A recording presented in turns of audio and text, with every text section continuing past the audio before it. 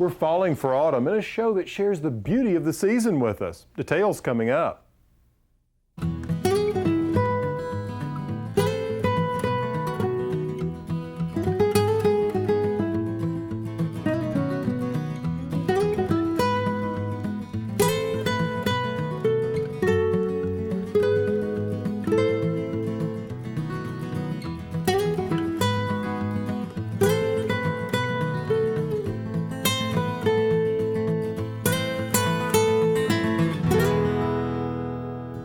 Hi, I'm Alan Smith. Thanks for joining me on this glorious fall day.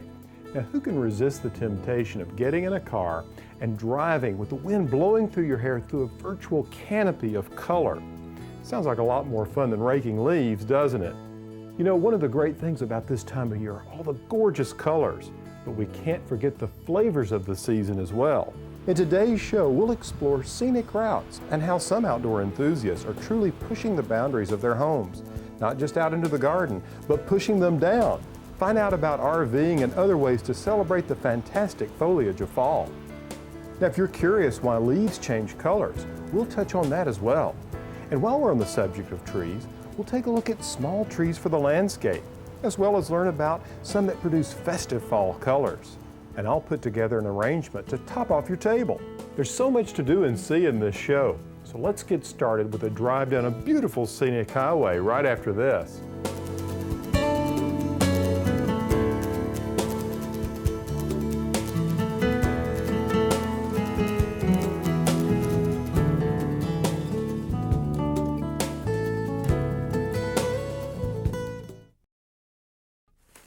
As you know, for years now, I've been encouraging people to break down the boundaries between inside and out, but I had no idea they would carry it this far. A recent survey on RVing in this country found that nearly 10 million households own a recreational vehicle. The RV lifestyle is definitely the way to go. I've never found a mode of transportation that offers you such flexibility to go anywhere you want, anytime you want, in a completely self-contained environment where you can work, play, have fun with friends and family. It's great because we can just decide, okay, let's go on a road trip, here we go, and off we go. Most of the time our way of traveling is not to know where we're going, just that we're going somewhere. Always a last minute trip. We have no idea where we're going or when we're going. We turn the keys, we go, and the destination sort of finds us. When we arrive, we're completely self-contained. We've got water and fuel and food and everything we need, and it's simple.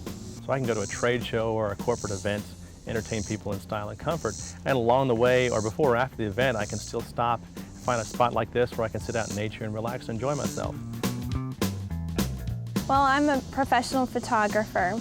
A lot of times I get requests for out-of-town weddings, destination weddings, and if they're within a state or two from where we leave, we're there.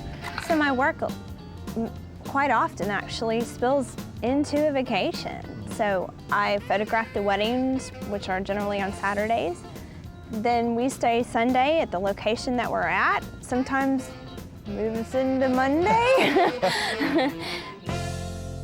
You know, I think there's no better time to get outdoors and take a road trip than in the fall, when all of those leaves are turning such glorious colors. There's really something magical in the air.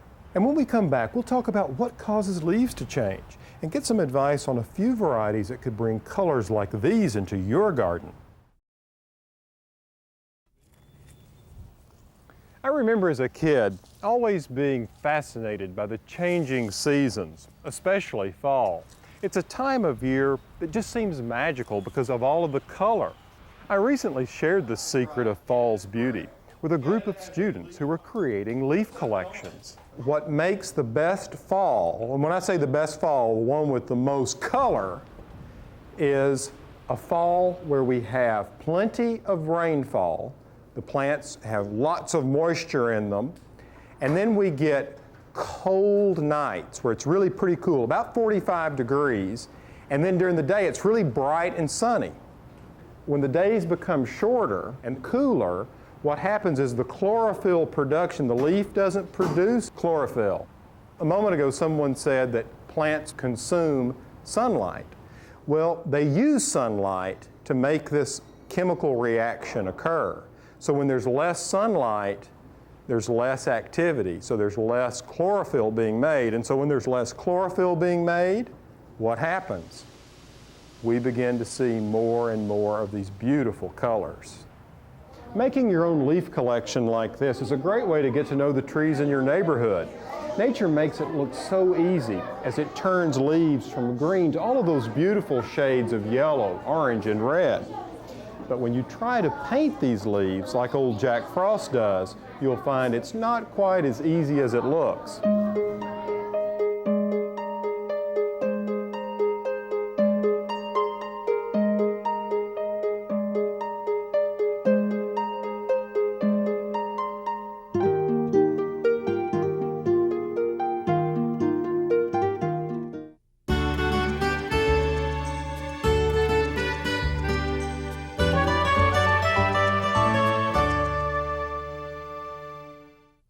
You know, we often get a great response from you, the viewer, about many of our how-to projects on the show.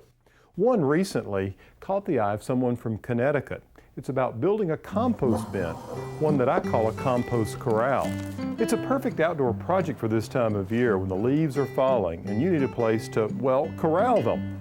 This viewer writes, I was so inspired by the compost bin that you created that my husband and I went out and made one for ourselves. Just curious though, how long until we see usable compost? Well, I think the quickest way to produce compost is when you layer brown and green organic materials, such as dry leaves with green plant clippings or grass clippings. Woody plants, like shrubs, usually don't make good compost because they take such a long time to break down. Now, if you want to give your compost a little bit of a boost, you might add some nitrogen. I often do this in the form of sterile manure. That's one of the reasons I like to keep chickens around. Now, I'd say if you follow this and turn the compost, once a week or so, by spring you should have some compost you can begin to apply to your garden.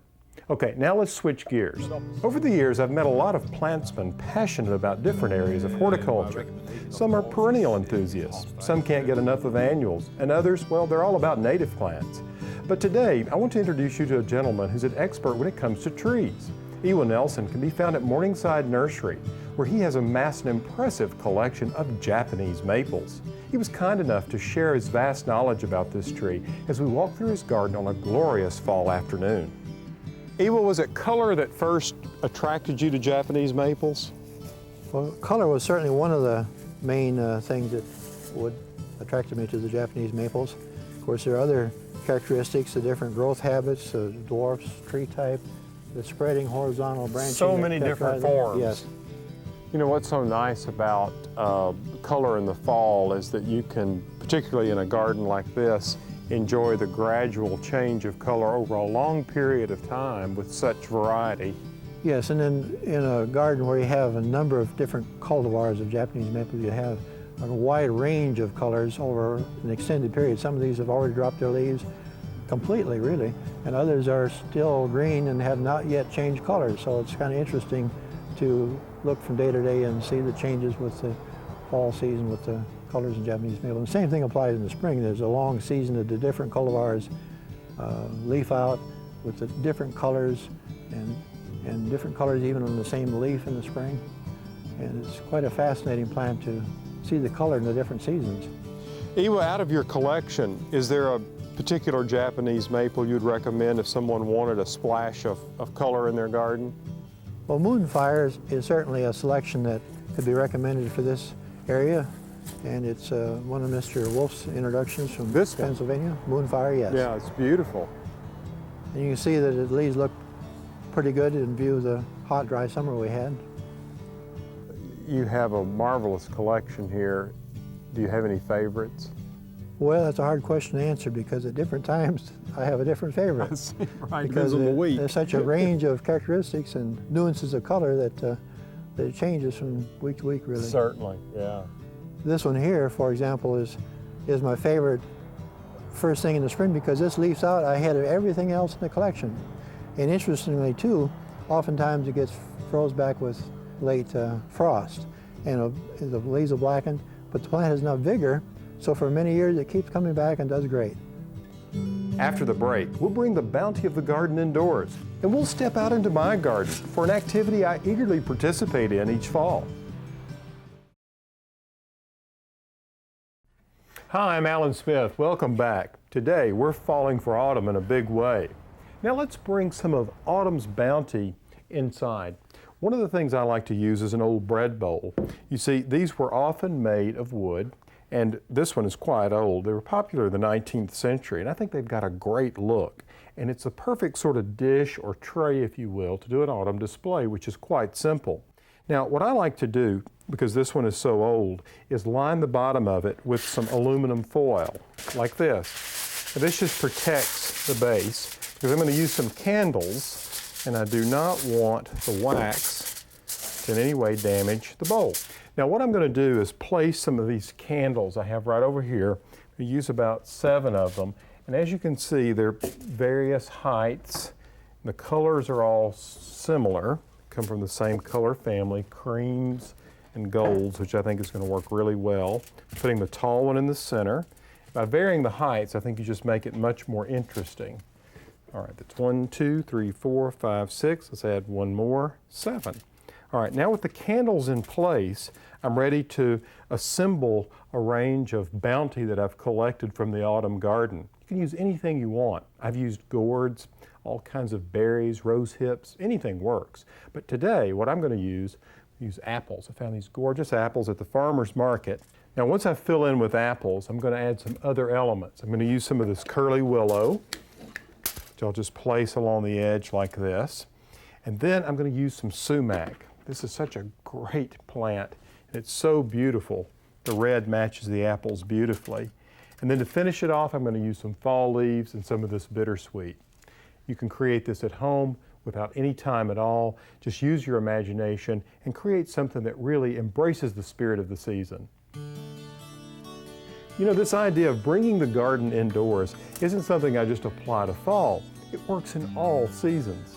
Right now in the garden, I'm planting beds full of tulips so that when next spring rolls around, I have plenty of flowers to cut for arrangements. Planting tulips is really quite simple. These are tulip bulbs, and one of the most popular spring flowers. But to have them blooming in your garden this coming spring, you have to plant them now. I'd like to give you some tips on how to plant tulips. So let's start with some design ideas. I think tulips are the most dramatic when planted in drifts of all the same variety or in the same color family. And I generally plant mine in clumps of 15 to 20 bulbs. Some good companion plants for tulips are cool weather annuals like pansies and violas because they flower so close to the ground. Like most flowers, tulips show themselves off better when planted against a backdrop of other plants like perennials or a low hedge. Now, don't let the idea of planting a few tulip bulbs shake you up. There's really nothing to it. You see, the flower is already packaged inside this little brown wrapper. All you have to do is coax it out by planting them properly. When I plant tulips in my garden, I dig out an area the size of the drift of blooms I want. A good rule of thumb for the depth is to cover them 3 times the width of the bulb. And I always work in good, rich compost and bone meal before placing the bulbs about 6 to 8 inches apart, and then I cover them. Now, don't let another fall go by without planting a few of these beauties in your garden. Next spring, you'll be glad you did. Now, you might say that tulip bulbs are a recipe for success when it comes to blooms, which leads us to this recipe from the garden. And when we come back, we'll meet the guys from the award-winning Pamplemousse Grille in California, where things are really heating up. Now, these guys have really got it going on.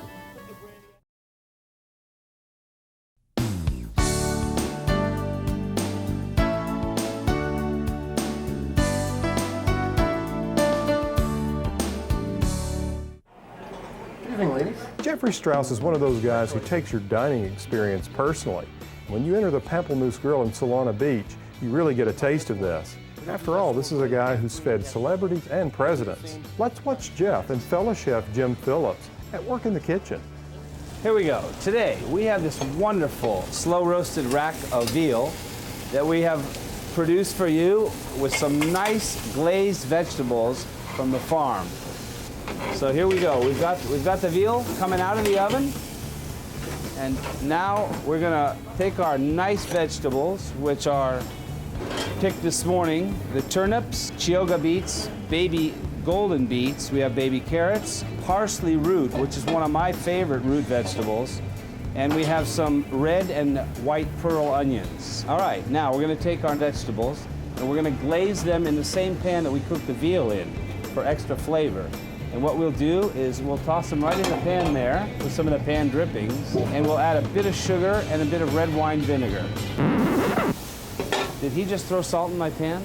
He's sabotaging this dish. What's over there? See, watch. When I turn away, see what he did? He's trying to sabotage me. It's awful. Tough working conditions. Now it's all about the sauce to me. There we go with the vinegar.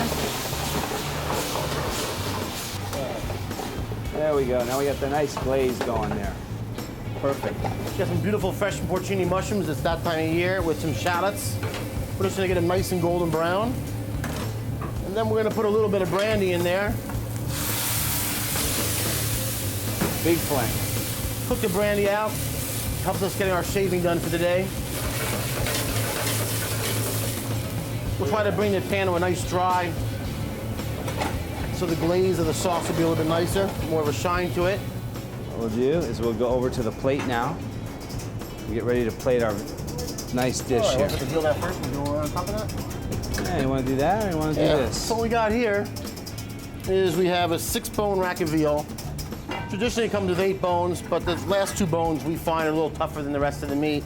So we use a 6-bone rack of veal. And I'm just gonna slice it right along.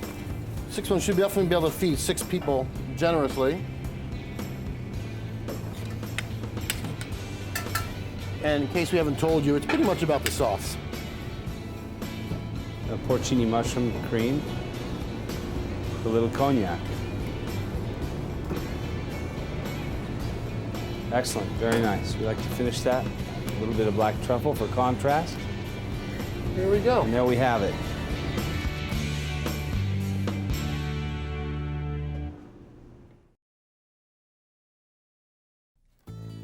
Man, can those guys cook or what? Now, the recipe from the Pamplemousse Grille can be found on my website, along with a lot of other tasty treats that you'll enjoy these autumn nights ahead. Hey, thanks for joining me on this journey through the bounty and beauty of autumn. Until next time, from the garden, I'm Alan Smith.